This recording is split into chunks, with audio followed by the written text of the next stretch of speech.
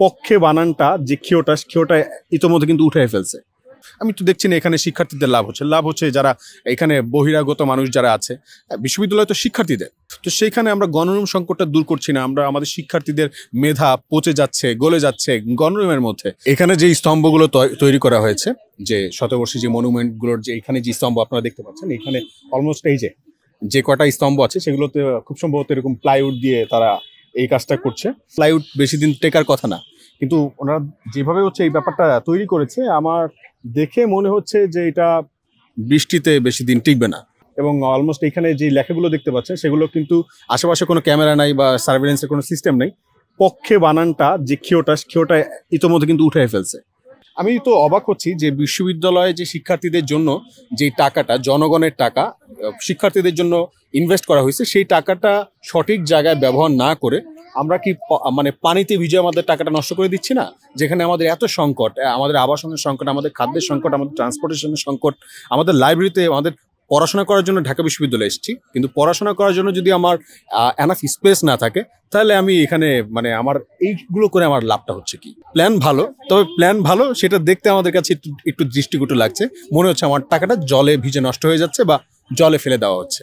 আমাদের বিশ্ববিদ্যালয়ে 21 কোটি টাকার যেই শতবর্ষী মনুমেন্ট করা হয়েছে, আপনারা ইতিমধ্যে দেখেছেন যে পিছনে ওই যেই আমার যে স্থাপনাটা তৈরি করা হয়েছে, সেই স্থাপনাটা মানে বলা হচ্ছে যে এটা ক্লাইমেট চেঞ্জকে ইন্ডিকেট করে এমন একটা স্থাপনা তৈরি করা হয়েছে। আমি গাছ লাগানোর কথা বলবো বা জলবায়ু পরিবর্তনের কথা বলবো, সেখানে উল্টো আমি স্থাপনা তৈরি করার জন্য মানুষকে গাছ কেটে গাছ উজাড় করে দিয়ে সবুজায়ন করার বদলে আমরা সবুজায়নকে ধ্বংস করে দিয়ে আমরা স্থাপনা তৈরি করছি।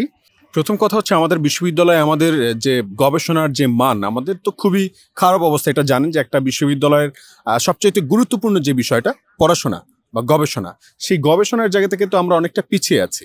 তো সেই জায়গায় যদি আমাদের টাকাটা ইনভেস্ট করা হতো, মানে বিনিয়োগটা যদি সঠিকভাবে করা হতো, আমার মনে হয় যে বেশ ভালো হতো। এছাড়াও আমাদের যে দেখা যায় যে শিক্ষার্থীদের জন্য যে লাইব্রেরি সংকট, এটা তো দীর্ঘদিন যাবত আমাদের এই সংকটটা নিয়ে প্রত্যেকটা শিক্ষার্থী সাফার করছে এবং তারা কথা বলছে, কিন্তু সেখানে কিন্তু বিশ্ববিদ্যালয় প্রশাসনকে ওইভাবে তেমন কোনো পদক্ষেপ নিতে দেখা হয়নি। ঢাকা বিশ্ববিদ্যালয় ছিল সবুজায়নে একদম ভরপুর এমন একটা জায়গা, যেখানে আসলেই মনে প্রশান্তি আসতো। কিন্তু এখন আপনি দেখেন এটা এমন একটা অবস্থা হয়ে গেছে, এখানে সবুজায়নের বদলে সবকিছু কংক্রিটায়ন করা হয়ে গেছে। তো এই যে এখন যে পরিস্থিতি, এখানে আলটিমেটলি শিক্ষার্থীদের লাভ হচ্ছে কতটুকু? আমি তো দেখছি না এখানে শিক্ষার্থীদের লাভ হচ্ছে যারা এখানে বহিরাগত মানুষ যারা আছে। বিশ্ববিদ্যালয় তো শিক্ষার্থীদের, তার বদলে যদি আপনি বহিরাগতদের আসার সুযোগ করে দেন, আপনি সার্ভেলেন্স সিস্টেমটা ঠিক করলেন না, বহিরাগতদের আসা বা বিচ্ছিন্ন মানুষ মানে যারা ছিন্নমূল মানুষ যারা আছে, ভাসমান মানুষ, তাদেরকে আসাটা বন্ধ করতে পারলেন না, এবং আমাদের যে এখানে বিশ্ববিদ্যালয়ের মধ্যে থেকে গাড়ি চলাচল করছে, এই ব্যাপারটা একটা সঠিক গাইডলাইনের দিয়ে তাদেরকে হচ্ছে এখানে প্রবেশ করতে দেওয়ার যেই সিস্টেমটা করা, সেটা আমরা করলাম না। কিন্তু আমরা কি করলাম? আমরা করলাম কংক্রিটায়ন। ঠিক আছে, আমরা উল্টার সুযোগ করে দিলাম, ব্যাপারটা এরকম দাঁড়ালো। যে বিশ্ববিদ্যালয়ের শিক্ষার্থীদের যে মৌলিক যে চাহিদাগুলো আছে, যেমন আমরা কিন্তু হলে থাকি, হলের আবাসন সংকট, এটা তো আরো বহু বছর আগ থেকে আমরা বিশ্ববিদ্যালয়ের শিক্ষার্থীরা হচ্ছে গিয়ে সজোরে চিৎকার করছে, তারা কথা বলছে, তারা বিভিন্ন দেখবেন যে আপনারা বিভিন্ন আন্দোলন সংগ্রাম করে আসছে, তারা দাবি জানিয়েছে যে গণরুমটা অন্তত ওঠাও। হ্যাঁ, গণরুমের যে প্রথাটা তৈরি হয়েছে, এটা কিসের দরকার? সকল শিক্ষার্থীকে সমানভাবে তুমি যদি সিট সংকটটা দূর করতে পারো, তাহলে গণরুমের তো দরকার পড়ছে না। তো সেইখানে আমরা গণরুম সংকটটা দূর করছি না, আমরা আমাদের শিক্ষার্থীদের মেধা পচে যাচ্ছে, গলে যাচ্ছে গণরুমের মধ্যে, আমাদের ক্রিয়েটিভিটি নষ্ট হয়ে যাচ্ছে।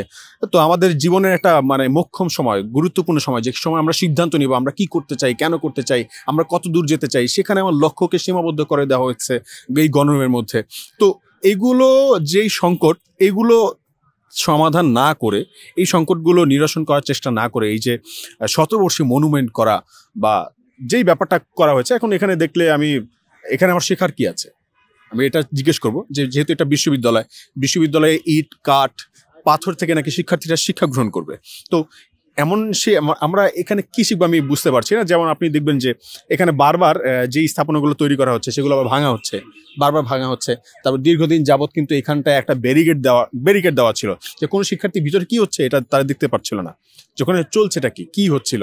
তো আমরা যদি জানতে না পারি যে এখানে কি হচ্ছে, কেন হচ্ছে, কিভাবে হচ্ছে, তো আমরা স্বপ্ন দেখবো কি করে? আমরা কিভাবে চিন্তা করতে পারবো যে আমরা যখন পলিসি মেকিংয়ে যাব, আমরা যখন দেশের গুরুত্বপূর্ণ জায়গাগুলোতে শিক্ষার্থীরা যখন যাবে, তখন তারা কিভাবে প্রবলেমগুলো সলভ করবে, তখন কিভাবে তারা এই সৌন্দর্য বৃদ্ধি বা সৌন্দর্য বর্ধনের জন্য তারা চিন্তা ভাবনা করবে, এই সকল বিষয়গুলো যদি আমরা রেখে ঢেকে করি, এটার কারণ কি? এই প্রশ্নগুলো তৈরি হয় যে এখানে নিশ্চয়ই কোনো কারচুপি আছে, আমাদের মনের মধ্যে প্রশ্ন তৈরি হতে পারে। আর একটা জিনিস আপনি তৈরি করলেন, আবার কেন ভাঙছেন? তাহলে আপনি ডিজাইনটা করছেন, ডিজাইনটা কি আপনি প্রপার প্ল্যানিং করে করেন নাই? তো আপনার কাছে আমি শিখবোটা কি? আমার ছোট ভাইদের সঙ্গে আমি ব্যাপারটা নিয়ে গসিপ করছিলাম।